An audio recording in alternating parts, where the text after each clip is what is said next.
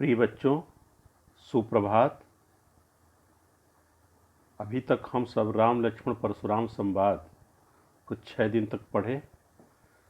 कविता के भावार्थ, शिल्प सौंदर्य एवं भाव सौंदर्य एवं प्रत्येक भाग के आपको अभ्यास के लिए 5-5 क्वेश्चन दिए थे। आप उसको जरूर लिख लिए होंगे। भावार्थ के अनुसार और भी क्वेश्चन बन सकते हैं, तो आप और क्वेश्चन जितना चैप्टर से अधिक क्वेश्चन बनाएंगे उतना ही चैप्टर वह पाठ आपका समझ में आएगा। तो आइए, आज हम सब राम लक्ष्मण परशुराम संवाद के अभ्यास के क्वेश्चन को समझाने जा रहा हूँ। कल मैं क्वेश्चन को समझा दूंगा। आपके पास एनसीईआरटी की बुक होगी, उस अभ्यास के क्वेश्चन को आप उसके आंसर जरूर लिख लीजिएगा। तो आइए, पहला क्वेश्चन है, परशुराम के क्रोध करने पर लक्ष्मण ने धनुष के टूट जाने के लिए कौन कौन से तर्क दिए। राम लक्ष्मण परशुराम संवाद का जो पहला क्वेश्चन है, परशुराम के क्रोध करने पर लक्ष्मण ने परशुराम के टूट जाने के लिए, धनुष के टूट जाने के लिए कौन कौन से तर्क दिए। उत्तर होगा, परशुराम के क्रोध करने पर लक्ष्मण धनुष टूटने के लिए जो तर्क दिए, पहला तर्क था धनुष पुराना था और अत्यंत जीर्ण शीर्ण था, टूटा फूटा था। दूसरा, राम ने इसे नया समझकर हाथ लगाया था, किंतु कमजोर होने के कारण यह छूते ही टूट गया। तीसरा पॉइंट, लक्ष्मण कहते हैं कि मेरी दृष्टि में सभी धनुष क्या है, एक समान है। और चौथा पॉइंट होगा, ऐसे पुराने धनुष के टूटने पर क्या लाभ और क्या हानि। आप बेकार का, व्यर्थ का चिंता कर रहे हैं। इस क्वेश्चन का आंसर यही होगा कि शिव का धनुष बहुत पुराना था। किसका धनुष था? शिव का धनुष था, बहुत पुराना था। श्री राम ने उसे कोमलता से अपनी आंखों से देखा था, तिरछी नजरों से देखा था। वह धनुष छूते ही टूट गया। राम ने जानबूझकर इसे तोड़ा नहीं था। इस धनुष के टूटने से आपको क्या हानि है और क्या लाभ है। और धनुष के टूटने में श्री राम का कोई दोष नहीं है। तो प्रिय बच्चों, इस क्वेश्चन के आंसर को आप पॉइंट में भी लिख सकते हैं या पैराग्राफ में भी लिख सकते हैं। दूसरा क्वेश्चन है,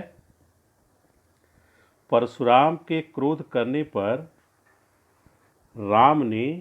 राम और लक्ष्मण की जो प्रतिक्रियाएं हुई, उनके आधार पर दोनों के स्वभाव की विशेषताएं अपने शब्दों में लिखिए। जब परशुराम का क्रोध हुआ, जब परशुराम जब क्रोधित हुए, तो राम लक्ष्मण जो प्रतिक्रियाएं उनके सामने आई, दोनों के स्वभाव के बारे में पूछा गया। किसके स्वभाव के बारे में? राम के स्वभाव के बारे में और लक्ष्मण के स्वभाव के बारे में। तो राम का स्वभाव कैसा था? राम विनम्र स्वभाव के थे। राम कैसे थे? विनम्र स्वभाव के थे। वे कोमल वाणी का प्रयोग करते थे। वे शांत चित्त और धैर्य धारण करने वाले थे। उन्होंने स्वयं को दास कहकर अपनी विनम्रता और सहजता का परिचय दिया था। कौन? राम। तो आप इस क्वेश्चन के आंसर को जब लिखिएगा तो राम की विशेषताएं हेडिंग देकर के आप लिखिएगा कि राम का स्वभाव अत्यंत विनम्र था, राम निडर थे, साहसी थे, धैर्यवान थे, मृदुभाषी थे, वे बड़ों की आज्ञाकारी तथा आज्ञा पालक थे, विनम्र स्वभाव उनका था, उनके अंदर सरलता और सहजता थी। धनुष टूटने पर वहाँ उन्होंने बड़ी सहजता और सरलता से दास कहकर अपना परिचय दिया था। ये राम की विशेषताएं हुई। राम के बाद लक्ष्मण की विशेषताएं। लक्ष्मण कैसे थे? क्रोधी स्वभाव के थे। उनकी वाणी में वाक पटुता कूट कूट कर भरी हुई थी। वाणी की चतुराई, वाक्पटुता मीन्स क्या होता है? वाणी की चतुराई। उनका स्वभाव कैसा था? लक्ष्मण का तर्कशील था, वे बुद्धिमान भी थे तथा व्यंग करने में निपुण भी थे। प्रत्युत्तर हमेशा उत्तर प्रत्युत्तर हमेशा देते रहते थे। वे वीर थे लेकिन कैसे थे? क्रोधी स्वभाव के थे। तो लक्ष्मण की विशेषताएं आपको समझ में आ गई होगी। राम की विशेषताएं और लक्ष्मण की विशेषताओं के बारे में बताया गया है। कविता के भावार्थ से भी आपको समझ में आ गया होगा। तीसरा क्वेश्चन है, लक्ष्मण और परशुराम के संवाद का जो अंश आपको सबसे अच्छा लगा उसे अपने शब्दों संवाद शैली में लिखना है। अब संवाद शैली आदान प्रदान करना, तो संवाद शैली में बहुत सारे ऐसे प्रसंग हैं जो आप भी जानते होंगे पाठ के माध्यम से। जैसे कहा लखन कहा हंसी हमरे जाना, असुनहु देव सब धनुष समाना। अब यहाँ संवाद में लक्ष्मण क्या कर रहे हैं? मेरे विचार से तो सभी धनुष एक समान हैं, इसके टूटने पर आपको क्या लाभ है और क्या हानि है? काछत लाभ जुन धन तोरे, देखा राम नयन के भोरे। तो परशुराम जी क्या कहते हैं? परशुराम जी कहते परशु की ओर इशारा करते हुए, परशु की ओर इशारा करते बोले, चितई परस की ओरा, रे सठ सुनई स्वभाव न मोरा। अरे दुष्ट, बालक समझकर इतना बोलने पर भी तो तुम्हें छोड़ रहा हूं। बोले चितई परस की ओरा, अरे दुष्ट, तूने मेरे स्वभाव के बारे में नहीं सुना है? फरसे की तरफ इशारा करते दिखाते। ये तो परशुराम का संवाद हो गया। तो इस तरह से बहुत सारे ऐसे प्रसंग हैं इस चौपाई में जो आपको संवाद के रूप में दिखाई देते हैं। जैसे आप तो बार बार मेरे लिए काल को बुलवा रहे हैं। अब यहाँ तुम तो काल हाँक जन लावा, कौन कह रहा है? लक्ष्मण कह रहे हैं। आप तो बार बार मेरे लिए काल को बुला रहे हैं। तुम तो काल हाँक जन लावा, बार बार वही लागी बुलावा। परशुराम जी फिर व्यंग्यवाण, तुम जैसे धृष्ट बालक के लिए यही उचित है। यह संवाद की योजना। तो इस तरह से बहुत सारे ऐसे प्रसंग हैं जो संवाद के रूप में आप लिख सकते हैं। संवाद योजना। चौथा क्वेश्चन है, परशुराम ने अपने विषय में सभा में क्या क्या कहा? क्या क्या कहा है परशुराम ने अपने विषय में? इस पद्यांश के आधार पर लिखिए। तो इसका भावार्थ आपको समझा भी दिया हूँ, एक बार फिर से समझा दे रहा हूँ। बालक ब्रह्मचारी अति कोही, विश्व विदित क्षत्रिय कुलद्रोही, भुजबल भूमि भू बिन किन्ही, विपुल बार मही देवन दिन्ही, सहस बाहुभुज छेद निहारा, परशु बिलोक महीप कुमारा। परशुराम ने अपने विषय में यह कहा कि मैं क्या हूँ? बाल ब्रह्मचारी हूँ, मैं स्वभाव से अति क्रोधी हूँ, सारा संसार जानता है कि मैं क्षत्रिय कुल का द्रोही हूँ, अर्थात उनका मैं दुश्मन हूँ। किसका? क्षत्रियों का। मैंने अपनी भुजाओं के बल पर इस धरती को अनेक बार जीता भी है और जीत करके देवताओं को ब्राह्मणों को दान भी कर दिया है। इसके बाद अपने फरसे का वर्णन करते हुए कहते हैं, सहस्त्र भाव की भुजाओं को काटने वाला यह फरसा है। सहस भाव भुज छेद निहारा, हे राजपुत्र, मात पितहि जन सोच बस, करस बही किशोर, गर्भन के अर्भक दलन, परस मोर यति घोर। हे राजपुत्र, इसे देखो। किसको? इस फरसे की तरफ देखो। माता पिता को शोक के बस में मत डालो। मात पितहि जन सोच बस, शोक के बस में मत डालो। मेरा यह फरसा बहुत भयानक है। गर्भ में पलने वाला बच्चा भी से क्या हो जाता है? डर जाता है। तो चौथे क्वेश्चन का आंसर आपको समझ में आ गया होगा। पांचवा क्वेश्चन है, राम लक्ष्मण परशुराम संवाद में लक्ष्मण वीर योद्धा की क्या क्या विशेषताएं बताई है? लक्ष्मण ने वीर योद्धा की क्या विशेषताएं बताई? पॉइंट में भी लिख सकते हैं, पैराग्राफ में भी लिख सकते हैं। पॉइंट में होगा, वीर योद्धा रण क्षेत्र में शत्रु के समक्ष अपना पराक्रम दिखाते। पहला पॉइंट अगर लिखना होगा तो वीर योद्धा जो होता है युद्ध के क्षेत्र में शत्रु के सामने पराक्रम दिखाता है।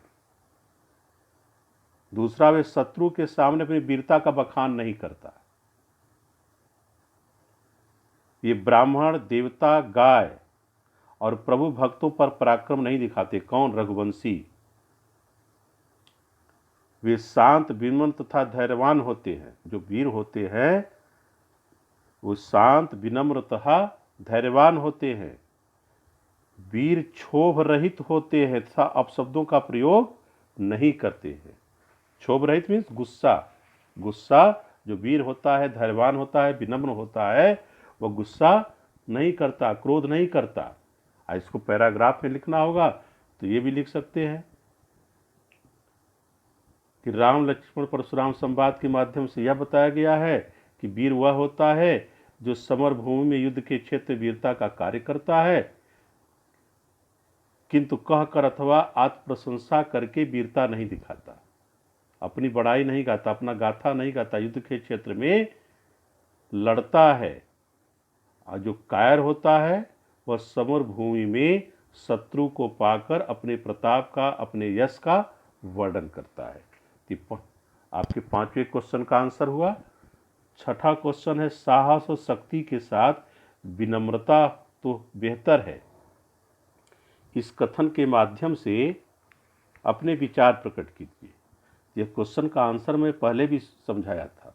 साहस और शक्ति के साथ विनम्रता हो तो बेहतर है। यह सत्य है। साहस और शक्ति हर व्यक्ति के व्यक्तित्व की क्या बढ़ाता है? शोभा बढ़ाता है। साहस और शक्ति हो तो हर व्यक्ति अपने व्यक्तित्व में निखार ला सकता है तथा योद्धाओं के लिए ये गुण अनिवार्य भी होते हैं। जो योद्धा होता है, जो शूरवीर होता है, उसमें और साहस और शक्ति के साथ विनम्रता भी होनी चाहिए, सरलता भी होनी चाहिए, सहजता भी होनी चाहिए। किंतु इनके साथ यदि विनम्रता का मेल हो जाए तो और भी उत्तम बन जाता है। किसके साथ?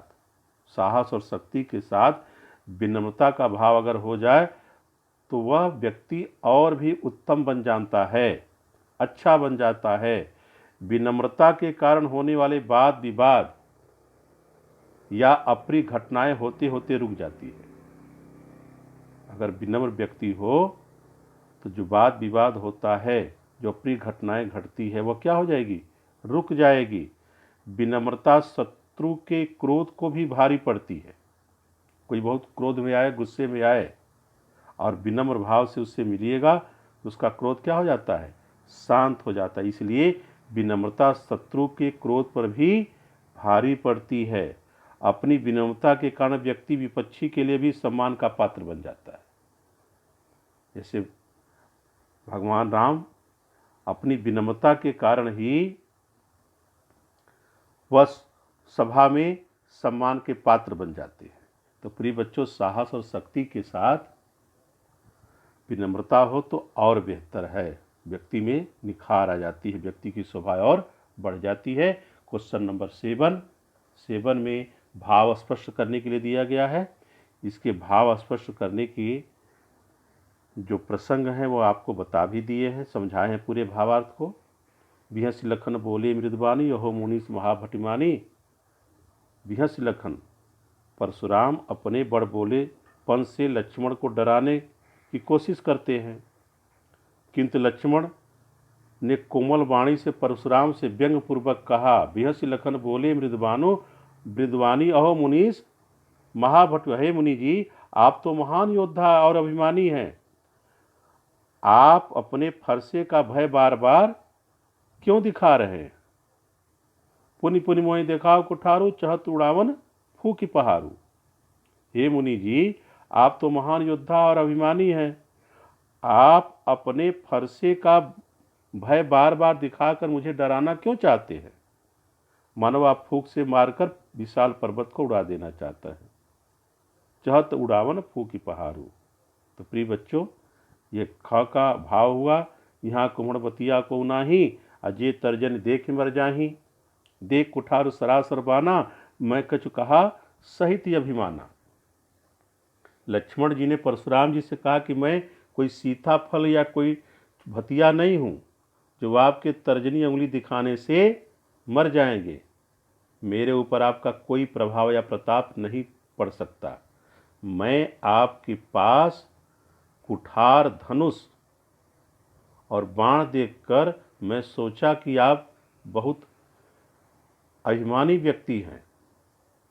जो बात कर रहा है वो अभिमान और आत्मविश्वास के साथ मेरे सामने कर रहा है।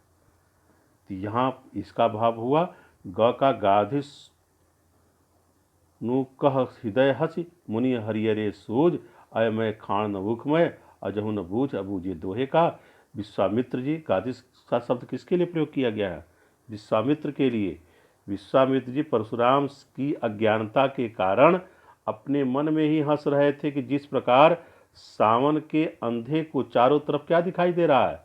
हरा हरा ही दिखाई देता है। उसी तरह मुनि परशुराम को तेजस्वी लक्ष्मण भी साधारण बालक लग रहे हैं। यहाँ पर जो दोहे का भावार्थ बताया गया है कि विश्वामित्र, गाधे शब्द किसके लिए प्रयोग किया गया है? विश्वामित्र के लिए, कि परशुराम जी दम भरी बातें करते हुए ऐसा लग रहे हैं कि मन ही मन उनकी बुद्धि पर हंस रहे हैं। कौन? विश्वामित्र जी। कि सावन के अंधे की भांति वो सब कुछ इनको क्या दिखाई दे रहा है? हरा हरा ही दिखाई दे रहा है। अर्थात ये राम लक्ष्मण को साधारण व्यक्ति, साधारण बालक समझकर कमजोर समझ रहे हैं। उन्हें राम लक्ष्मण की शक्ति का अंदाजा नहीं है, जिन्हें वे गन्ने की मीठी खाण समझ करके, जब कि वे युद्ध शुद्ध लोहे से फौलाद के हथियार की तरह मजबूत और शक्तिशाली हैं। तो प्रिय बच्चों,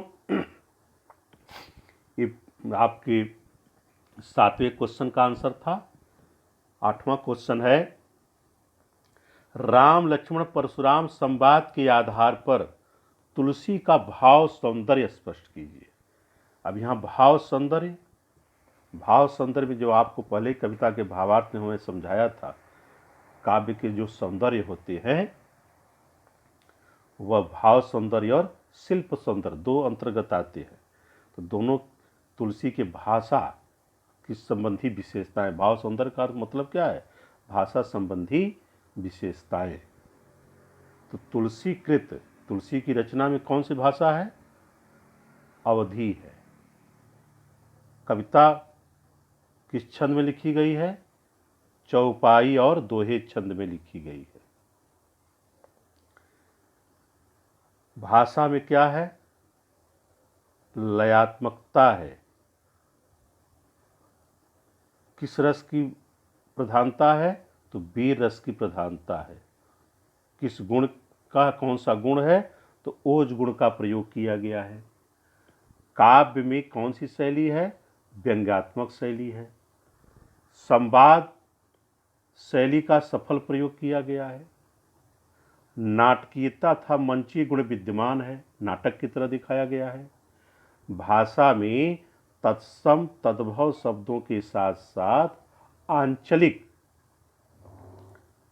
शब्दों का प्रयोग किया है। आंचलिक में देशज शब्दों का प्रयोग किया गया।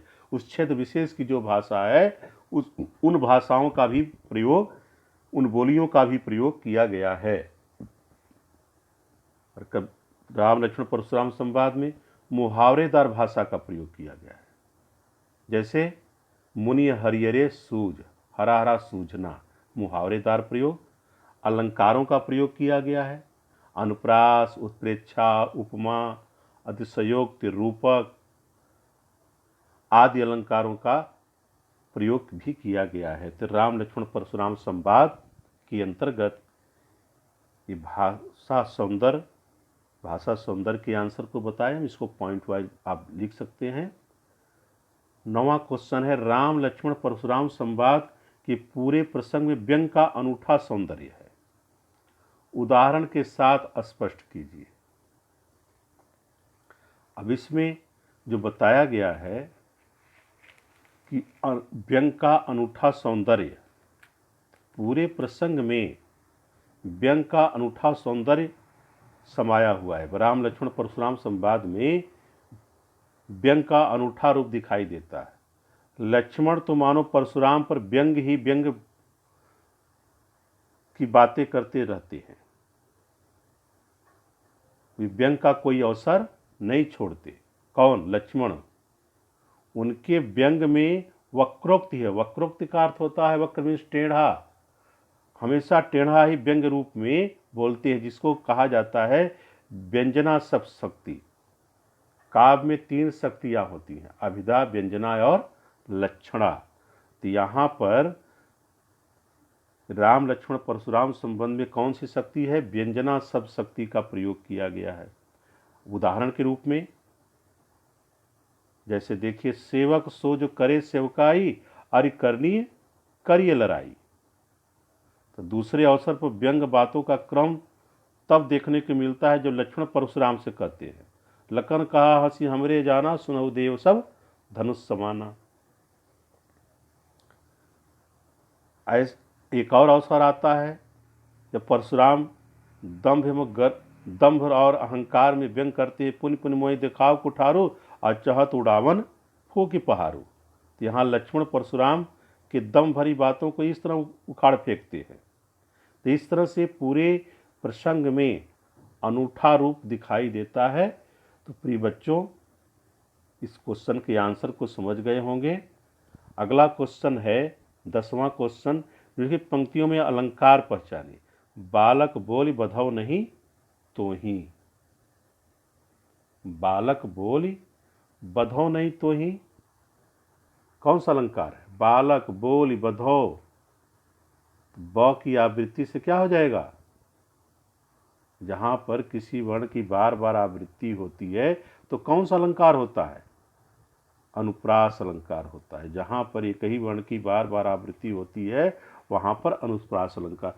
कोटि कुलिसम वचन तुम्हारा, उपमा अलंकार। उपमेय वचन की उपमान कुलिस से समानता दिखाने पर यहां पर कौन सा अलंकार हो गया? उपमा अलंकार। कोटि कुलिस, क की आवृत्ति से क्या हो गया? अनुप्रास अलंकार भी है।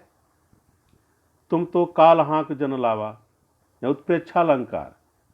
जहां पर उपमेय उपमान की संभावना या कल्पना की जाती है उसे हम क्या कहते हैं? उत्प्रेक्षा अलंकार है। मानो जानो जनु शब्दों का प्रयोग किया जाता है। तुम तो काल हाँक जन लावा, तो यहाँ जनु शब्दों का प्रयोग किया गया है, तो यहाँ पर कौन सा अलंकार हो गया? उत्प्रेक्षा अलंकार। बार बार मोहि लागी बुलावा, में बार बार शब्द की आवृत्ति से बार बार पुनरुक्त प्रकाश अलंकार। लखन उतर आहुत सरिस भृगुबर कोप कृषाण, में उपमावाचक शब्द सरिस के प्रयोग से कौन सा अलंकार हो गया? उपमा अलंकार। लखन उतर उपमेय और आहुत क्या है? उपमान है। अगला इसमें अलंकार दिया है भृगुबर कोप कृषाण। भृगुबर कोप कृषाण में भृगुबर कोप और कृषाण में अभेद दिखाया गया है। जहां उपमेय उपमान का आरोप हो, अभेद हो, कौन सा अलंकार हो जाएगा? रूपक अलंकार। अब बढ़त देख जल सम वचन में कौन सा अलंकार है? उपमा वाचक शब्द सम के प्रयोग से क्या हो गया? उपमा अलंकार हो गया। यहां उपमेय वचन और जल समान है। बोले रघुकुल भान में रघुकुल और भान में अभेद दिखाया गया है, इसलिए यहां पर क्या हुआ? रूपक अलंकार हो गया। तो रचना और अभिव्यक्ति का क्वेश्चन जिसमें दिखाया गया है कि क्रोध